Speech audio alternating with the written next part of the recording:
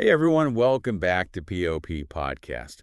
Today, we're going to be taking a deep dive into the Pittsburgh Steelers quarterback situation.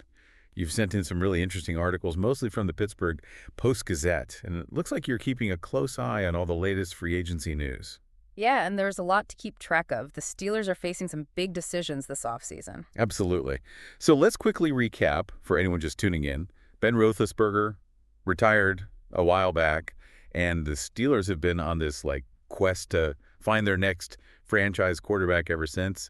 And it seems like you want to know who they're considering, what moves they've already made, and what might happen next. So let's break it all down. Sounds like a plan.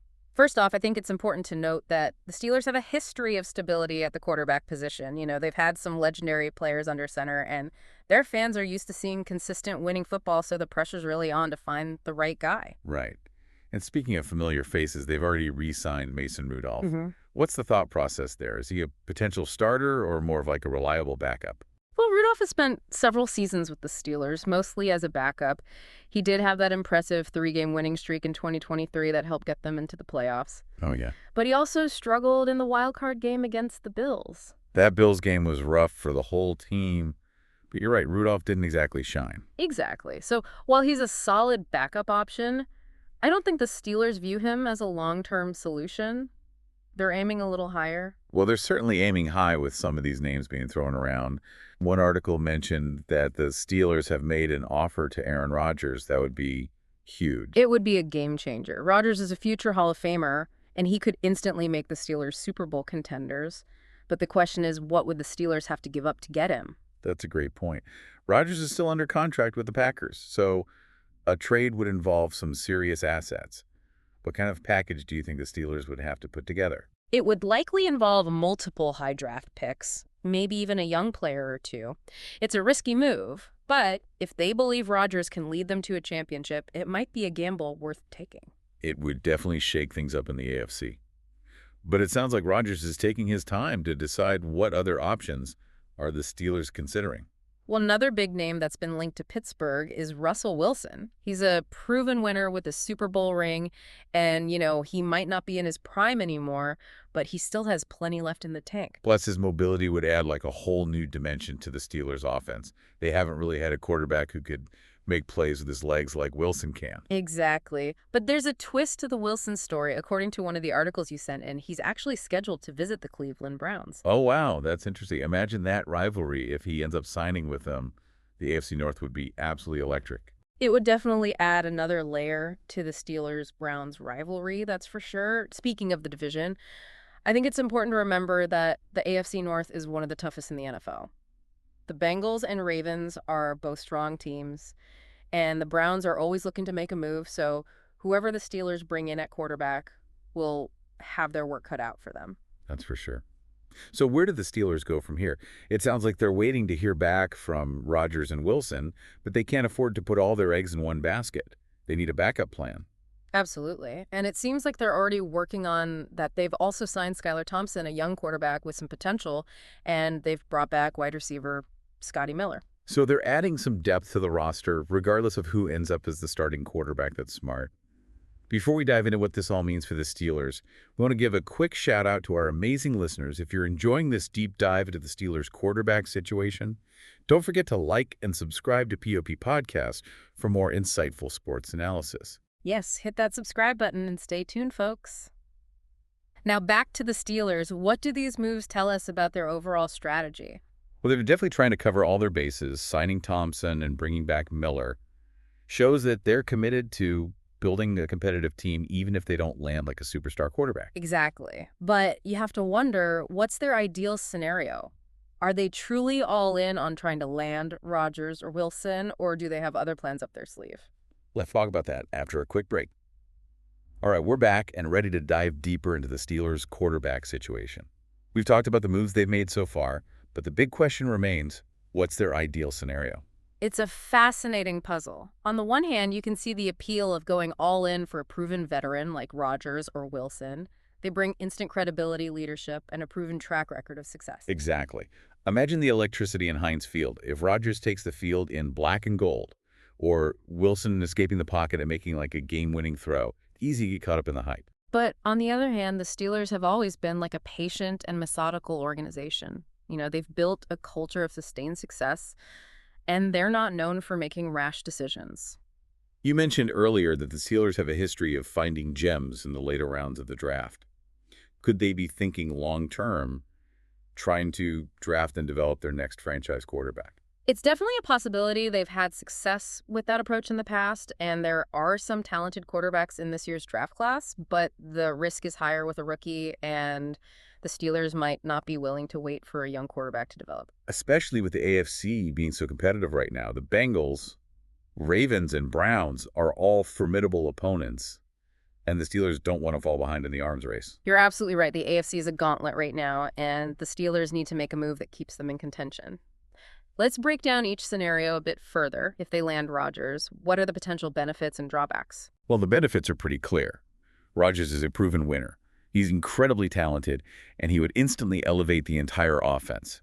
He's also a great leader and a competitor, which fits the Steelers' culture perfectly. Yes, but the drawbacks are significant as well. Rodgers is 39 years old, and although he's still playing at a high level, his best years are likely behind him. Plus, as we discussed earlier, the cost of acquiring him would be substantial.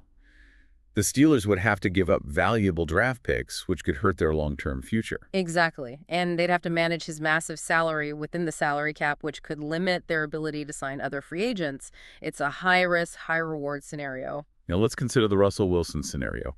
What would he bring to the table? Wilson is a bit younger than Rodgers, and he's known for his mobility and his ability to make plays outside the pocket.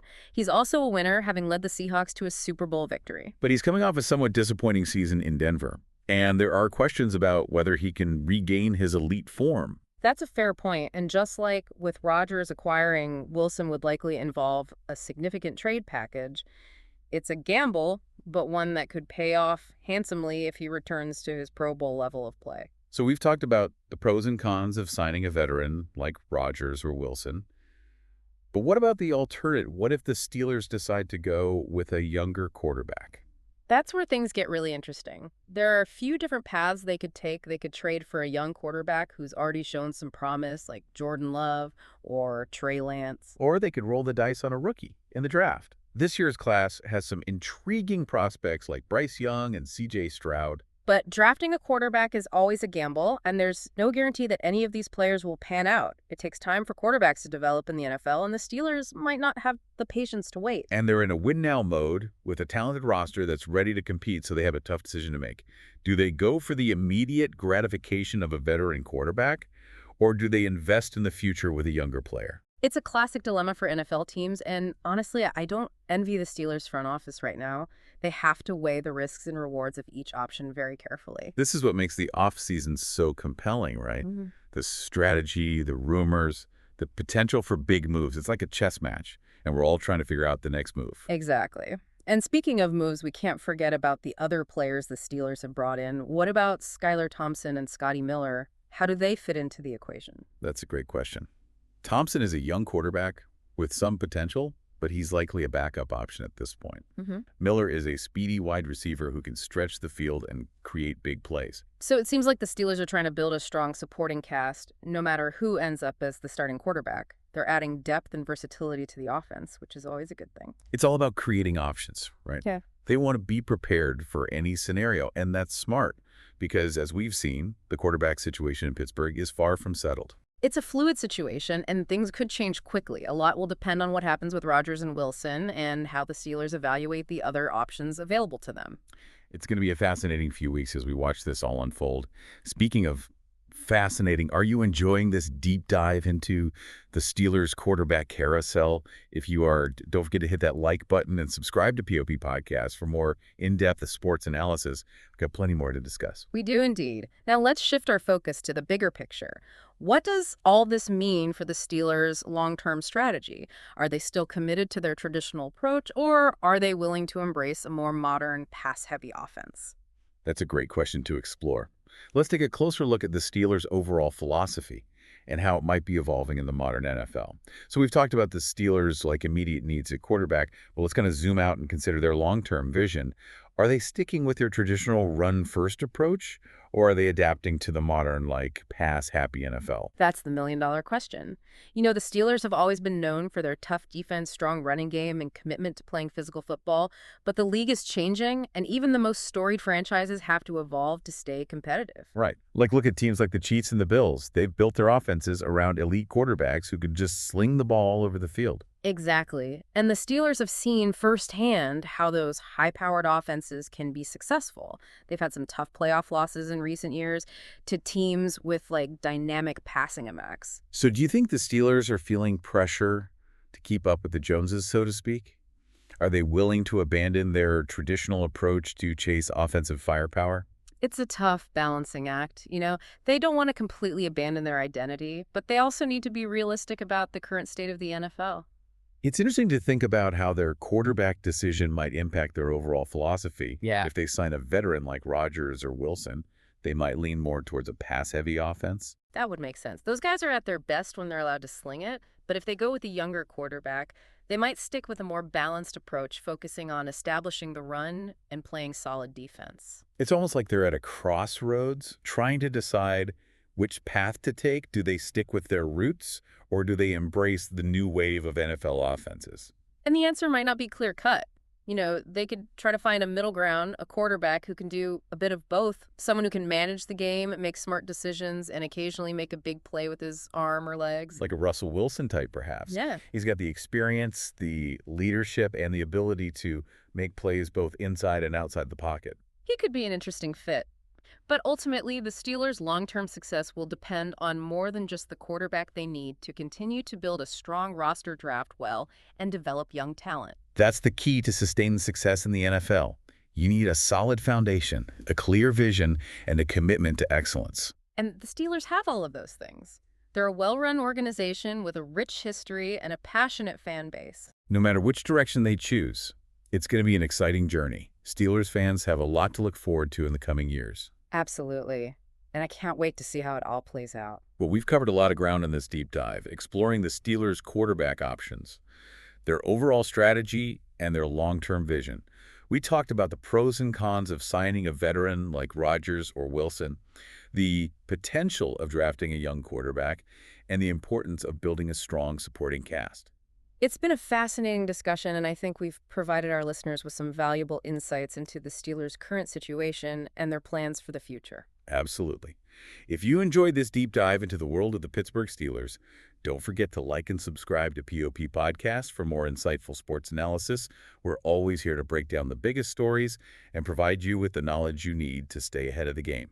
And be sure to let us know your thoughts on the Steelers' quarterback situation. Who do you think they should target? What moves do you think they should make? We love hearing from our listeners. Thanks for joining us on this deep dive, everyone. Until next time, keep those helmets flying.